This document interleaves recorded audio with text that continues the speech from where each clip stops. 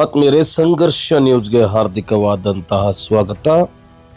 ದಲಿತ ದೊರೆ ದಿವ್ಯ ಚೇತನ ದಿವಂಗತ ಸಿದ್ದು ಮೀಶಿ ಅವರು ನಮ್ಮನ್ನು ಅಗಲಿ ಇಂದಿಗೆ 1 ವರ್ಷ ಆಯಿತು. ಅವರ ಮೊದಲ ವರ್ಷದ ಒಂದು ಪ್ರಥಮ ಪುಣ್ಯ ಸ್ಮರಣೆಯಲ್ಲಿ ಅನೇಕ ಜನ ಗಣ್ಯಮಾನ್ಯರು ಎಂದು ಭಾಗವಹಿಸಿ ಅವರ ಆತ್ಮಕ್ಕೆ ಮತ್ತೊಮ್ಮೆ ಶ್ರದ್ಧಾಂಜಲಿಯನ್ನು, ಶಾಂತಿಯನ್ನು ಕೋರಿದರು.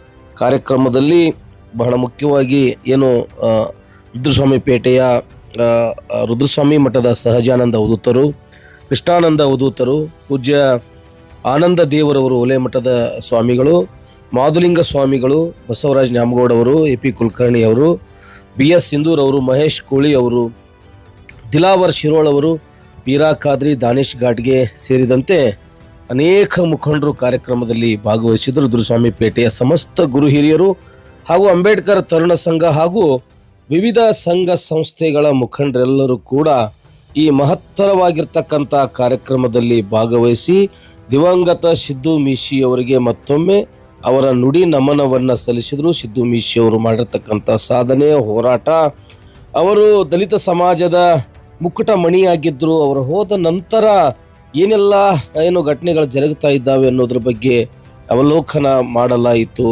ಇದು ದಿವಂಗತ ಸಿದ್ದು ಮೀಶಿ ಅವರ ಮೊದಲ ಪುಣ್ಯ ಸ್ಮರಣೆಯಾಗಿದ್ದು, ಅವರನ್ನು ನೆನೆದು ಅನೇಕ ಜನರ ಕಣ್ಣುಗಳಲ್ಲಿ ಕಣ್ಣಂಚಿನಲ್ಲಿ ನೀರು ಜಿನುಗಿದು ಅಂತ ಹೇಳ್ಬೋದು. ಈ ಸಂದರ್ಭದಲ್ಲಿ ಯಾರೆಲ್ಲ ಮಾತಾಡಿದ್ರು ಕೇಳ್ಕೊಂಡು ಬರೋಣ ಬನ್ನಿ. ನಿರಂತರ ಸುದ್ದಿಗಳಿಗಾಗಿ ನೋಡ್ತಾ ಇರಿ ಸಂಘರ್ಷ ನ್ಯೂಸ್ ಕರ್ನಾಟಕ. ಬಹಳ ವಿಶೇಷ ಅಂತಂದ್ರೆ, ನಾ ಜಮಖಂಡಿಗೆ ಬಂದು 1-5-6 ತಿಂಗಳಾಗಿತ್ತಷ್ಟೇ. 5-6 ತಿಂಗಳದೊಳಗೆ ನಮ್ಮ ಸಿದ್ದು ಅಣ್ಣ ನಮ್ಗೆ ಎಷ್ಟು ಆತ್ಮೀಯ ಆಗಿದ್ನಂತಂದ್ರೆ, ನಾ ಏನೇ ಒಂದು ಫೋನ್ ಮಾಡಿದ್ರು ಪಟ್ಟಣಂಗೆ ಮೀಟಿಂಗ್ ಬರೋ ಅಲ್ಲಿ ಮತ್ತೆ ಅವ ಬಂದಂತಂದ್ರೆ ಮೈಕ್ ಹಿಡದ ಇನ್ನೂ ಅಜ್ಜಾರು ಸಣ್ಣವ್ರು ಅದಾರ, ಅವ್ರಿಗೆ ಸಪೋರ್ಟ್ ಮಾಡ್ಬೇಕಂತ ತಿಳ್ಕೊಂಡು ಎಲ್ಲರ ಪರವಾಗಿ ಮೈಕ್ ಹಿಡಿದ ನಮ್ಮ ಪರವಾಗಿ ನಮ್ಮ ಸಿದ್ದು ಅಣ್ಣ ಮಾತಾಡ್ತಿದ್ದ. ಏನಪ್ಪ ಇಂಥ ವ್ಯಕ್ತಿ ಇಂಥ ಸಣ್ಣ ಈಗ ಬಂದೇವ್ ಅಂದ್ರು ಸಹಿತ ಎಷ್ಟು ಇವ ಸಪೋರ್ಟ್ ಮಾಡ್ತಾನೆ, ಎಷ್ಟು ಸಹಕಾರ ಕೊಡ್ತಾನ ಅಂತ ನನಗೆ ಅವನ ಮೇಲೆ ಬಹಳ ಅಭಿಮಾನ. ಯಾಕಂದ್ರೆ ಇಲ್ಲಿ ಒಂದ್ಸತ ಪಾದಯಾತ್ರೆ ಬಂದಿದೆ, ಅವಾಗ ನಿಮ್ಗೆಲ್ಲ ಗೊತ್ತಿರ್ಬೋದು. ಫಸ್ಟ್ ನಮ್ಮ ಮಠದ ಜಾತ್ರೆಗೆ ದುಶ್ಚಟಗಳ ಭಿಕ್ಷೆ ಸದ್ಗುಣ ಈಗೇನು ಹಳ್ಳಿಗೆ ಮಾಡಾಕತ್ತೇವಲ್ಲ ಹಂಗೋನಿ ಮಾಡಿದೆ. ಅವಾಗ ಇಲ್ಲಿ ಬಂದಾಗ ಫಸ್ಟ್ ಇಲ್ಲಿ ಮಠದಾಗ ಅಜ್ಜರ ಜೋಡಿ ಇಲ್ಲಿ ಮಾತನಾಡುವಂತ ಸಭೆ ಮಾಡಿದಾಗ ನಮ್ಮ ಜೋಡಿ ಎಷ್ಟು ಜನ ಭಕ್ತಾದಿಗಳಿಗೆ ಬಂದಿದ್ರು. ಅವ ನಮ್ಗೆ ಏನು ಹೇಳಿಲ್ಲ ಕೇಳಿಲ್ಲ, ಎಲ್ಲ ಬಂದ ಭಕ್ತಾದಿಗಳಿಗೆ ಬಾಳೆಹಣ್ಣು ಪ್ರಸಾದ ಕೊಟ್ಟಿದ್ದ.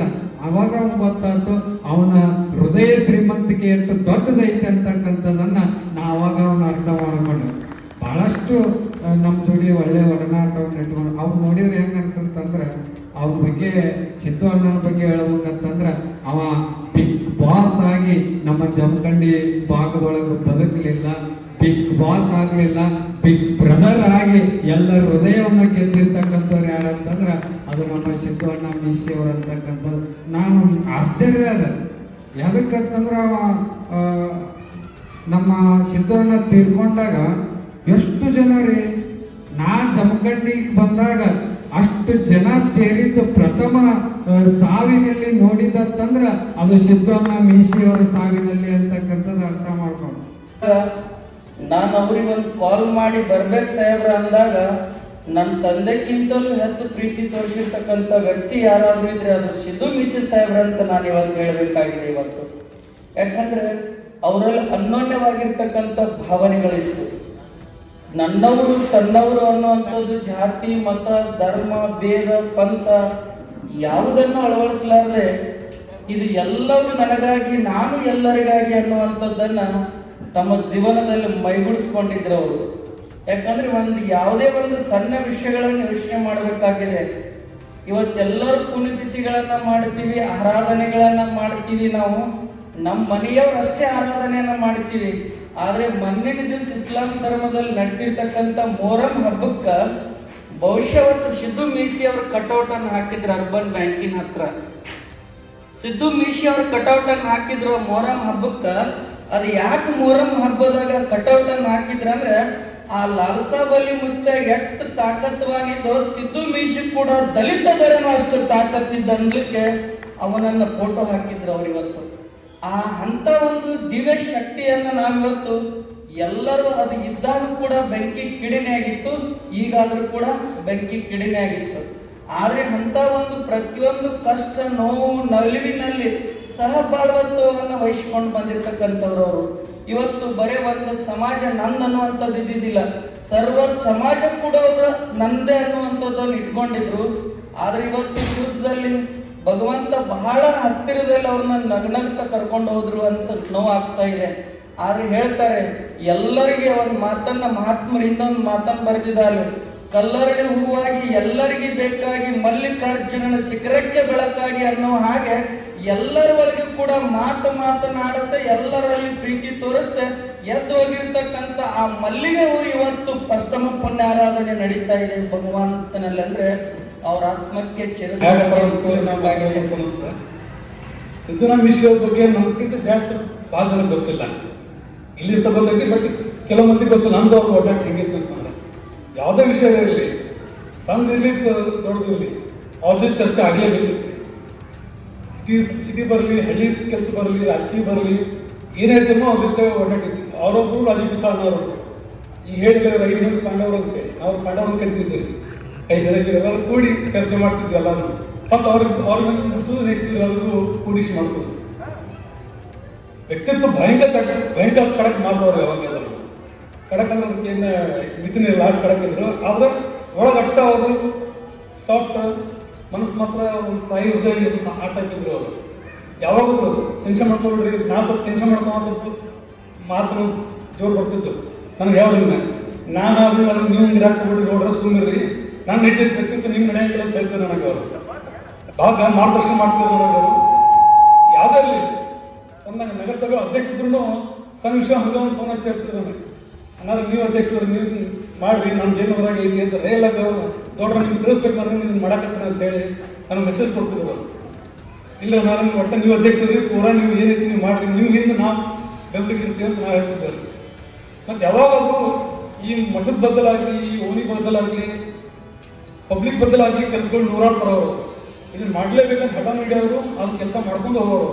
ಎಂದೂ ಅರ್ಧಂಬರ್ಧ ಮಾಡಿದ್ರು ಕೆಲಸಗಳು. ಮತ್ತು ನಾವು ಎರಡು ಸಮಾಜದ ಒಂದೆರಡು ಕೆಲಸ ಆಗಿದ್ದು ಸೇರಿದ್ವಿ ಅವ್ರಿಗೆ. ಇಲ್ಲಿ ಅಬ್ಬರದಾಗಿ ಮಾತು ಕೊಟ್ಟಿದ್ದೀನಿ ಅವ್ರಿಗೆ, ನಿಮ್ಮ ಅಧ್ಯಕ್ಷತೆ ಈಗ 2 ಆಯ್ಕೆ ಕೊಡ್ಬೇಕಂತೆ. ಮೊದಲೇ ಮೀಟಿಂಗ್ನಾಗ ಅವ್ರು 2 ಪಾಸ್ ಮಾಡಿಸ್ಕೊಟ್ರು, ಠರಾವ್ ಮಾಡಿಕೊಟ್ರು. ಆ ಸಮಾಜಕ್ಕೆ ನ್ಯಾಯ ಕೊಡ್ಬೇಕಾಗಿದೆ, ಆ ಸಮಾಜದಿಂದ ಜಗ ಕೊಡ್ಬೇಕಾಗಿದೆ. ನಾನು ಅಪ್ಪರದಾಗ ಮಾತು ಕೊಟ್ಟಿದ್ರು, ನನ್ನ ಮುಂದೆ ಮಾತು ಕೊಟ್ಟಾರ ಅವರು. ದಯವಿಟ್ಟು ಅವ್ರು ಮಾಡಿಕೊಡ್ಬೇಕು, ನೀವು ಅಧ್ಯಕ್ಷ ಆಗಿರಿ ಅಂತ ಹೇಳಿದ್ನ. ಮೊದಲೇ ಮೀಟಿಂಗ್ ಅವ್ರ ಅಧ್ಯಕ್ಷ ಆಗಿ 2 ದಿವಸಕ್ಕೆ TV ಕರೆದು ಅವೆರಡು ಠರಾವ್ ಪಾಸ್ ಮಾಡಿಕೊಟ್ರು. ಅವರು ಏನು ಬೇಕಾದ್ರೆ ಗೊಬ್ಬರ ಬಟ್ಟ ನಾವು ಮಾತು ಕೊಟ್ಟಿರ್ತ ಮುಗಿಸ್ಕೊಡ್ಬೇಕು, ನಾವು ಮಾಡಿ ಕೊಡ್ಬೇಕು ಅಂತೇಳಿ ಅವ್ರ ಆತ ಭಕ್ತಿತ್ವ ಇತ್ತು. ಬಹಳ ಕ್ಲೋಸ್ ಇದ್ರು ಅವರು. ನಾನು ಆ್ಯಕ್ಚುಲಿ ಇವತ್ತು ನನಗೆ ಹೆಂಗೆ ಧೈರ್ಯ ಬಂದ್ರೆ ಗೊತ್ತಾ, ಅವ್ರು ಮಾತಾಡೋಕೆ ಬದಲು ನಾವು ಬದಲು ಮಾತಾಡೋಕೆ ಹೋದ್ರೆ ಸ್ವಲ್ಪ ಎಮೋಷನ್ ಆಗ್ತಿದ್ದೆ. ನಾನು ಹೋದಷ್ಟು ಕೂಡ ಅವ್ರು ತಿರ್ಕೊಂಡಾಗ ಕೂಡ ಮಾತಾಡೋಕೆ ಅವತ್ತು ನನಗೆ ಮಾತಾಡೋಕೆ ಆಗಿರಲಿಲ್ಲ. ನನಗೆ ಕೆಲವೊಂದು ಸ್ವಲ್ಪ ಎಮೋಷನಲ್ ಮನುಷ್ಯ, ನಾನು ಸಿಕ್ಕೆಟ್ಟಿದ್ರು ಸ್ವಲ್ಪ ಎಮೋಷನಲ್ ಅದ ನಾನು. ಅದೇ ರೀತಿ ಅವರು ಇದ್ರು, ಅವರು ಸಿಕ್ಕಿದ್ರು ಎಮೋಷನಲ್ ಇದ್ರು ಅವರು.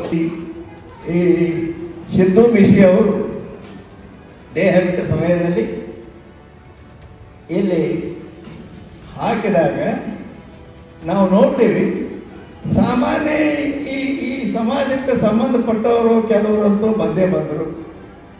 ಆದರೆ ಇಸ್ಲಾಂ ಧರ್ಮದ ಕೆಲವು ಹೆಣ್ಮಕ್ಕಳು ಬುರ್ಕಾ ಹಾಕೊಂಡು ಎಷ್ಟು ಮಂದಿ ಅವನ ಇಲ್ಲಿ ಏನು ಅವನ ದೇಹ ಇಲ್ಲಿ ಇದು ಮಾಡ್ತೀವಲ್ಲ, ಅವರೆಲ್ಲರೂ ಬಂದರಿಲ್ಲಿ. ನಾವು ಅಂದ್ವಿ ಇದು ಏನಪ್ಪ, ಇವು ಎಲ್ಲೇನು ಕಾರ್ಯ ಮಾಡ್ಯಾನಲ್ರಿ ನಾವು. ಅಷ್ಟ ದೂರಿಂದ ಇಸ್ಲಾಂ ಧರ್ಮದ ಹೆಣ್ಮಕ್ಕಳು ಬುರ್ಕಾ ಹಾಕೊಂಡು ಇವನ್ನ ಮರಣಕ್ಕೆ ಇಲ್ಲಿ ಅವನು ಮಣ್ಣು ಕೊಡಿಸಲು ಇಲ್ಲಿ ಬಂದಾರ ಅಂದ ಮೇಲೆ ಈ ಲೋಕದಲ್ಲಿ ಇವ ಎಲ್ಲರಿಗೆ ಉಪಕಾರ ಮಾಡ್ಯಾನ ಅಂಥೇಳಿ ಆ ರೀತಿ ನಾವು ತಿಳ್ಕೊಂಡು, ಆದರೆ ಜನನೂ ಸಾಕಷ್ಟು ಕೂಡಿ. ಆದ್ದರಿಂದ ನಾವು ಸಾಮಾನ್ಯವಾಗಿ ಇಲ್ಲಿ ನಾನು ಬಂದು 50 ವರ್ಷ ನಾನು ಇಲ್ಲಿ ಬಂದು ನನಗೆ ಮಠ ಮಾಡಿದವರಂದ್ರೆ ಈ ಶಿಲ್ಪನ ತಂದೆ ಧರ್ಯಪ್ಪ, ಇನ್ನೊಬ್ಬ ದುಂಡಪ್ಪ, ಇವರಿಬ್ಬರು ಇವರಿಬ್ಬರು ಹೀಗಿದ್ರು ಸರ್ವಸಾಧಾರಣ ನಾಟಕ ಕಂಪ್ನಿಯೊಳಗೂ ಕೂಡ ಅವ್ರ ಹೆಸರು ತಗೋತಿತ್ತು ಬಂದಿದೆ ಬೇರೆ ದೊಡ್ಡ ಪ್ರಸಿದ್ಧ ಇದ್ರು ಅವ್ರು ಮಾತ್ರ ಈ ಮಠಕ್ಕೆ ಹಿರಿಯರಿದ್ರು. ಅವಾಗ ಇವ ಸಿದ್ದು ಅವಾಗ ಒಬ್ಬ ಹುಡುಗಿದ್ದ. ಅವಾಗ ಮತ್ತ ಅವನೇ ಸಿದ್ದು ನ್ಯಾಮಗೌಡರ ಜೊತೆ ಏನೈತಿ ಸ್ವಲ್ಪ ಸಂಘ ಬೆಳೆಸಿಕೊಟ್ಟು ಇವನು ಜನ ಎದಕ್ಕೆ ಬಂದಿದ್ದ ಅನಾನ ಅವನೇ ಮುಂದೆ ಸಾಧಾರಣ ಬಹಳ ವರ್ಷ ಅಂದ್ರೆ 30 ವರ್ಷ ಅವನೇ ಪಟ್ಟಿ ಮಾಡ್ತಿದ್ದ. ಅವೆಲ್ಲ ಪಟ್ಟಿ ಮಾಡಿ ಮತ್ತು ಅವ ಪ್ರಾಮಾಣಿಕದಿಂದ ಎಲ್ಲ ಇದು ಮಾಡ್ತಿದ್ದ. ಇದು ಎಲ್ಲ ಪೂರ ವೇದಾಂತ ಪರಿಷತ್ ಈಗ ಸಾಧಾರಣ 40 ವರ್ಷ ವೇದಾಂತ ಪರಿಷತ್ತುಗಳು ನಡೆದು ಹೋಗ್ಯಾವ. 40 ವರ್ಷ ಬಿಟ್ಟದ ಪ್ರತಿ ವರ್ಷಕ್ಕಿಂತ ವರ್ಷ ಹೆಚ್ಚೇ ಈ ಜಾಗ ಎಲ್ಲ ಸ್ವಲ್ಪ ಮುಗಿದು ಹೋಗಿರ್ತದೆ. 10-15 ಮಂದಿ ಮಾಸ್ತರು ಬಂದಿರ್ತಾರೆ. 3 ದಿನದ ತನಕ ಇಲ್ಲಿ ಅನ್ನದಾಸ ಮತ್ತು ಧ್ಯಾನದಾಸ ಎಲ್ಲ ನಡೀತದೆ. ಅಂದ್ರೆ ಅದಕ್ಕೆಲ್ಲ ಮತ್ತು ನಾವು ಏನರ ಮತ್ತೆ ಇದು ಹೇಳಿದ್ವಿ ಅಂತ ಏಪ ಅದು ನಿಮ್ಮದಾದ್ರಿದಲ್ಲ, ನೀವು ಅಧಿಕಾರಿದ್ದೀರಿ, ನಿಮಗೆ ನಾವು ಲೆಕ್ಕ ಕೇಳ್ತೇವೆ. ನಾವು ಇಲ್ಲ ಲೆಕ್ಕ ಹೇಳಬೇಕಲ್ಲ, ಮತ್ತು ಲೆಕ್ಕ ಹೇಳಬೇಕೆಲ್ಲ ಅದೇನಿಲ್ಲ, ನೀವು ಅಧಿಕಾರಿ ನೀವು ನೀವು ನೀವು ಹೆಂಗದೀರ ಅನ್ನೋದು ನಮ್ಗೆ ಗೊತ್ತೈತಿ. ಆದ್ದರಿಂದ ಎಲ್ಲ ನಿಮ್ಗೆ ಒಪ್ಪಿಸಿ ಅದಕ್ಕೆ ನೀವು ಇದು ಮೊದಲೇನಿತ್ತಂದ್ರೆ ಬರೀ ಒಂದು ವಾಡಿ ಅಷ್ಟೇ ಇತ್ತು, ಅಷ್ಟೇ ಇತ್ತು. ಆದ್ದರಿಂದ ಮುಂದೆ ಅದನ್ನೆಲ್ಲ ಬೇಕಾದ ಮಾಡಿ ಇವನ್ನೆಲ್ಲ ಹಿಂಗೆ ಒಂದು ₹1 ಕೋಟಿ ಕಟ್ಟಡ ಇದು ಮಾಡಿ ಬಡವ್ರ ಮಕ್ಕಳಿಗೆ ಶಿಕ್ಷಣ ಕೊಡಿಸ್ತಾರೆ. ಹಿಂಗೆಲ್ಲ ಇದಾಯಿತು. ಆಗ ಎಲ್ಲ ಮುಂದೆ ಸಿದ್ದು ಅಂದ್ರೆ ನಮ್ಮ ಕೂಡ ಹೀಗಿದ್ದ. ನೀವು ನಾನು ನಿಮಗೇನು ಹಿಂಗಾಗಿ ಮಾಡೋ ಆದರೂ ಕೂಡ ನಾನು ಲೆಕ್ಕ ಹೇಳಬೇಕಂತ ಲೆಕ್ಕ ಹೇಳ ಆಗಿ ಆಮೇಲೆ ಅವ ಎಷ್ಟೋ ವರ್ಷ ಒಂದು 30 ವರ್ಷ ಸಿದ್ದು ಮೀಸಿ ಅವ ಪಟ್ಟಿ ವರ್ಗಣೆ ಮಾಡಿ ಈ ವೇದಾಂತ ಪರಿಷತ್ ನಡೆಸ್ಕೋತ ಬಂದ. ಒಂದು ದಿನ ತಪ್ಪಲಾರದ ಮಠಕ್ಕೆ ಬರ್ತಿದ್ದ. ಆದ್ದರಿಂದ ಮುಂದೆ ಮತ್ತೆ ಕಡೆಗೆ ಇದು ಆಗಬೇಕಾದ್ರೆ ಮೇಲಿಂದು ಅವನೇ ಕಾರಣ, ಇದನ್ನು ಕೂಡ ಅವನೇ ಕಾರಣ, ಅವನೇ ಇದನ್ನೊಂದು ಮಾಡಿಬಿಡೋನು ಅಂತ ಹೇಳಿ ಪ್ರಯತ್ನ ಮಾಡಿ ಮತ್ತು ಅವ್ರ ಆನಂದ ನ್ಯಾಮಗೌಡ ಅವ್ರಿಗೆ ಇಟ್ಟು ಹೇಳಿ ಅವ್ರಿಗೆ ಮಾಡಿ ಅಂತೂ ಇದನ್ನು ಕೂಡ ಇದೆಲ್ಲ ಮಾಡಿದ್ರಿಂದ ಈಗ ನೋಡ ಅವನ ಕಾರ್ಯಕ್ಕೂ ಕೂಡ ಉಪಯೋಗ ಆಯ್ತು. ಅಂದ್ರೆ ಮಠದ ಸಲುವಾಗಿ ಜೀವನ ಸಂಪೂರ್ಣ ದುಡಿದಿದ್ದಾನೆ. ಸರ್ವಸಾಮಾನ್ಯ ಒಂದೂ ದಿನ ತಪ್ಪಿದ್ದಿಲ್ಲ. ಮಠಕ್ಕೆ ಬರಲಾರದೆ ಪೂರಾ ಈಗ ಬಂದ ಹೋಗ್ತಿದ್ದ. ಅಂತೂ ಲೋಕದಲ್ಲಿ ಅವ ಪರೋಪಕಾರ ಕೆಲಸ ಅವ ಒಬ್ಬ ಮೆಂಬರ್ ಇದ್ದಂತೇಳಿ ಸಾಕಷ್ಟು ಈ ಜಮಖಂಡಿಯ ಊರ ಗಿಟ್ಟಿ ಎಲ್ಲ ಮೊದಲು ಏನಿತ್ತಂದ್ರೆ ಈ ಕೇರಿಯಲ್ಲೇ ಅವ ನಿಂದಿರ್ತಿದ್ದ ವೋಟಿಂಗ್. ಮುಂದೆ ಕಾಯ್ದೆ ಬರಲಿಲ್ಲ. ಇಲ್ಲಿ ಅವರು ಬೇರೆ ಕಡೆ ಬೇರೆದವರು ಆ ಕಡೆ ಕೋಳಿಯವರಂತೂ ಅವರು ಪೂರ ರಾಯ್ಟ್ ಅವರು ಕೂಡ ಯಾವತ್ತು ಅನಾನ. ಅದಕ್ಕಾಗಿ ಇಲ್ಲಿ ನಿಂದಿರೋದಿಲ್ಲ. ಇಲ್ಲಿಯವರು ಆ ಕಡೆ ಬೇರೆ ದೂರ ಹಾಕಿಬಿಟ್ರು, ಚೇಂಜ್ ಆಗ್ತಿಲ್ಲ. ಆವಾಗೂ ಕೂಡ ಇವರು ಬೇರೆ ಯಾವುದೋ ಒಂದು ಈ ಕಡೆ ಇಸ್ಲಾಂ ಧರ್ಮದ ಎಲ್ಲ ಮಂದಿದ್ರು ಅಲ್ಲಿ ಹಾಕಿದ್ರು. ಆ ಏರಿಯಾಕ್ಕೆ ನಿಂದಿರೋದು ಇಲ್ಲಿ ಬೇರೆದವ್ರು. ಆದರೂ ಅಲ್ಲಿ ಆಸೆ ಬಂದವು. ಅಂದ್ರೆ ಅರ್ಥ ಹೇಳೋ ತಾತ್ಪರ್ಯ ಅಂದ್ರೆ ಕರ್ಮಲ ಅಥವಾ ಹೋ ಬಲ ಧರ್ಮೋ ರಕ್ಷತಿ ರಕ್ಷಿತ ಧರ್ಮೋ ಹಂತಿ ಹಂತಾರ.